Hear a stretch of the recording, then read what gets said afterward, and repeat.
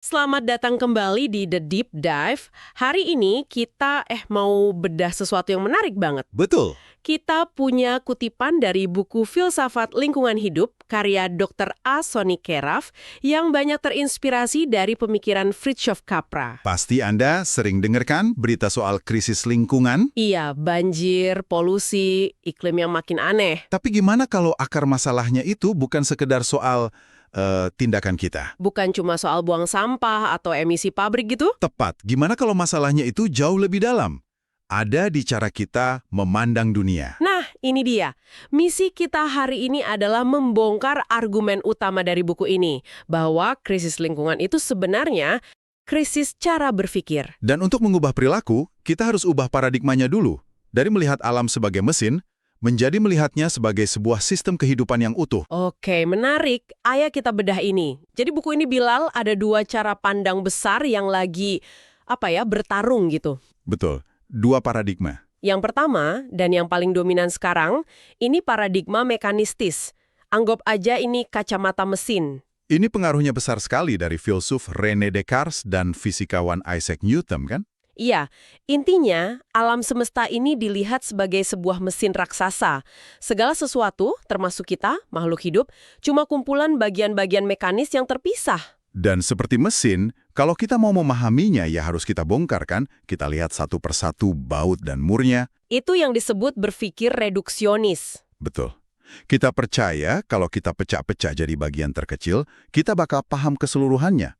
Padahal nggak selalu begitu. Persis. Dan konsekuensinya, ini yang gawat. Kalau alam itu mesin, berarti dia benda mati. Kering tanpa jiwa. Iya kan? Sesuatu yang bisa kita analisis, kita ukur, kita kontrol, dan puncaknya, kita eksploitasi demi kepentingan manusia. Alam jadi sekedar sumber daya. Nah, itu dia kata kuncinya. Hutan jadi sumber daya kayu, gunung jadi sumber daya mineral. Kata sumber daya itu sendiri udah menunjukkan cara pandang ini kan? Dan yang lebih bahaya, cara pandang ini menghilangkan nilai-nilai lain. Nilai estetika, etis, spiritual. Semuanya hilang.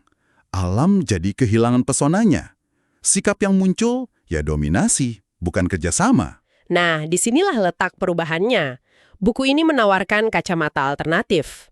Paradigma kedua, namanya sistemis organis atau ekologis. Ini sebenarnya pemikiran yang lebih tua ya. Betul, kayak para filsuf Yunani kuno. Tapi sekarang dapat booster dari penemuan fisika modern. Tunggu sebentar, ini yang saya penasaran. Apa hubungannya fisika kuantum sama ekologi? Kok kayaknya jauh banget? Nah, ini bagian yang paling seru. Fisika Newton itu kan memperkuat pandangan mekanistis. Dia bicara tentang partikel-partikel solid yang terpisah, kayak bola biliar yang saling tabrakan gitu. Oke, masuk akal. Tapi fisika kuantum, itu menghancurkan ide itu. Pada level paling dasar, realitas itu bukan kumpulan benda, tapi jaring-jaring hubungan yang tak terpisahkan. Wow, jadi bukan benda tapi hubungan? Tepat. Sebuah partikel itu nggak bisa dipahami tanpa melihat interaksinya dengan yang lain. Jadi analoginya bukan lagi mesin, tapi sebuah sistem kehidupan raksasa. Sebuah organisme. Fokusnya jadi bergeser total dong. Iya, bukan lagi bertanya terbuat dari apa, tapi apa pola hubungannya. Ini mengajak kita mendekati alam bukan dengan niat mendominasi, tapi dengan hormat, dengan dialog. Kita diajak pakai semua kemampuan kita. Bukan cuma akal budi yang dingin kayak kata Descartes, tapi juga perasaan, intuisi, pengalaman indrawi. Untuk merasakan alam sebagai sesuatu yang hidup dan menakjubkan. Gila, ini mengubah cara saya melihat segalanya. Tapi saya masih penasaran kalau alam itu sistem kehidupan, definisi hidup di sini apa sebenarnya? Pasti bukan cuma napas dan gerak kan? Pertanyaan bagus sekali. Buku ini memperkenalkan konsep kunci namanya autopoiesis. Autopoiesis. Apa itu? Dari bahasa Yunani, artinya membuat diri sendiri. Intinya begini, setiap sistem kehidupan, dari sel terkecil di tubuh Anda sampai planet bumi ini, Oke. punya kemampuan luar biasa untuk terus-menerus menciptakan, memperbaiki, dan mengatur dirinya sendiri. Coba kasih contoh yang lebih gampang dicerna deh. Oke, pikirkan tubuh Anda. Secara fisik, tubuh Anda hari ini kan beda banget sama tubuh Anda setahun lalu. Sel kulit sudah ganti, makanan yang Anda makan jadi energi dan sel baru. Iya, bener juga. Api Anda tetaplah Anda, kan? Identitas Anda bertahan meskipun komponen fisiknya terus berganti. Nah, itulah autopoiesis. Kemampuan sistem mempertahankan polanya sambil terus-menerus memperbarui materinya. Oke, saya mulai ngeh. Hutan, lautan, bumi sebagai satu kesatuan, semuanya melakukan itu. Betul! Semuanya berevolusi bersama. Co-evolution. Ini nyambung ke ide yang lebih radikal lagi di buku ini. Soal kesadaran. Ya? Kalau cara pandang mesin kan bilang kesadaran itu cuma ada di otak, terutama otak manusia. Cara pandang sistemis ini bilang apa? Jangan-jangan pohon atau bakteri itu sadar. Hati-hati. Bukan sadar dalam arti merenungkan puisi atau cemas soal tagihan ya. Hahaha, oke. Istilah yang lebih pas itu kognisi atau proses mengetahui. Dalam pandangan sistemis, kognisi itu aktivitas yang melekat dalam proses kehidupan itu sendiri. Maksudnya? Setiap organisme hidup, bahkan sel sekalipun, harus bisa merasakan lingkungannya dan merespons dengan tepat untuk bertahan hidup. Nah, interaksi itu, proses merasakan dan merespons itu, adalah bentuk kognisi. Jadi, kehidupan dan kesadaran itu dua sisi dari koin yang sama, nggak bisa dipisahkan. Persis. Artinya, perbedaan antara manusia, hewan, atau bahkan tumbuhan, itu bukan perbedaan jenis yang absolut, tapi perbedaan tingkatan dalam satu spektrum besar kehidupan.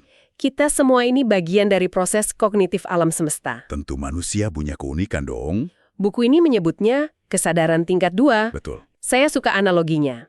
Seekor anjing mungkin sadar ada makanan di mangkuknya, tapi dia nggak akan merenung. Kenapa ya saya lapar? Nah, kemampuan kita untuk mundur selangkah dan memikirkan pikiran kita sendiri, sadar bahwa kita sadar, itu yang beda. Dan itu yang melahirkan ilmu pengetahuan kan? Kemampuan refleksi itu. Tapi disinilah jebakannya. Nah, itu dia.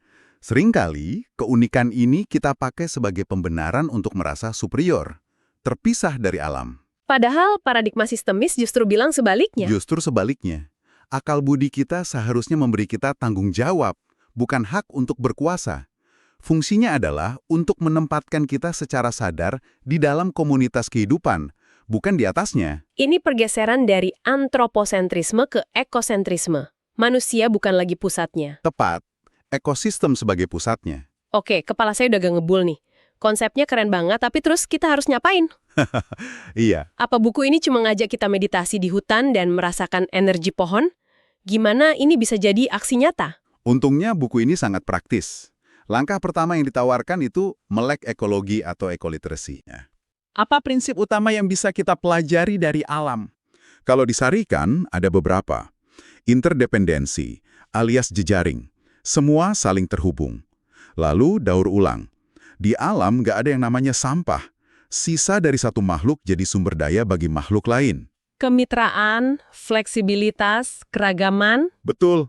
Bayangkan kalau ekonomi kita, masyarakat kita, dibangun di atas prinsip-prinsip itu.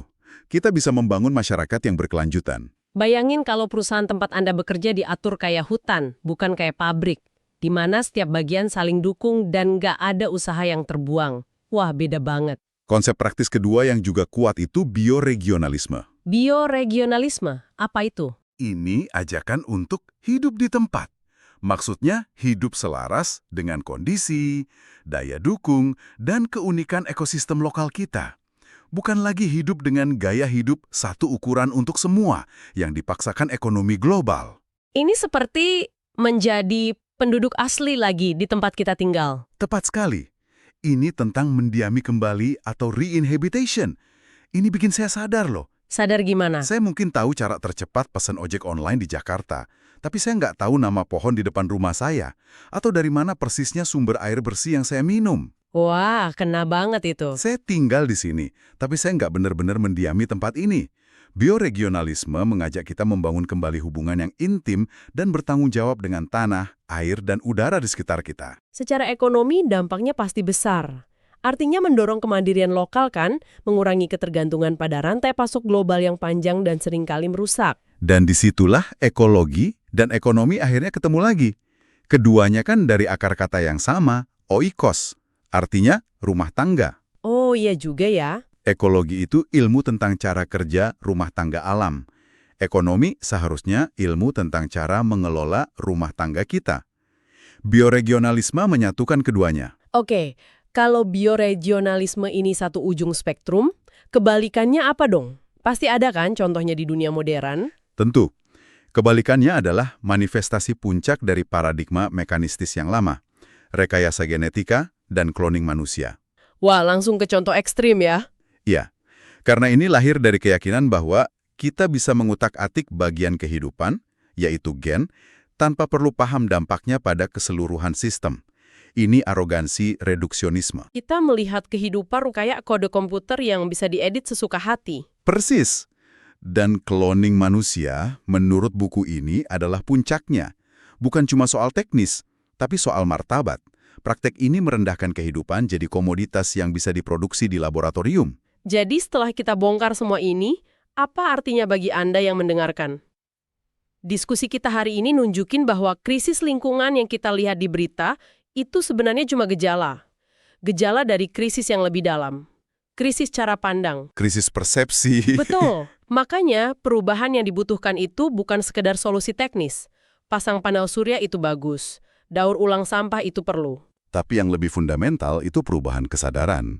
Dari melihat diri kita terpisah dari alam, menjadi merasakan diri kita sebagai bagian tak terpisahkan dari sebuah komunitas kehidupan. Ini benar-benar mengubah cara kita mendiagnosis masalah. Buku ini kasih contoh yang pas, banjir di Jakarta. Nah, iya. Kalau pakai kacamata mekanistis, kita akan cari satu sebab akibat yang lurus. Oh, sungainya dangkal. Solusinya, keruk sungainya, bangun tanggul lebih tinggi. Selesai. Padahal kalau pakai kacamata sistemis, kita akan lihat beda total. Banjir di Jakarta itu simpul dari sebuah jaring masalah yang rumit. Ada soal tata ruang kota, perilaku warga. Hilangnya daerah resapan di puncak yang jadi villa karena kebijakan ekonomi, sampai perubahan iklim global. Semuanya nyambung. Solusinya harus holistik, harus membenahi seluruh jaringan itu.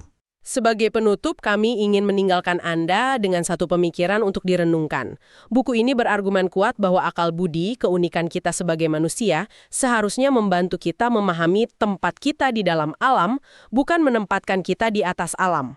Sebuah tanggung jawab, bukan sebuah hak. Apa tentang hubungan manusia dengan alam yang selama ini ada di kepala Anda, yang mungkin setelah mendengar ini, sekarang mulai terasa goyah?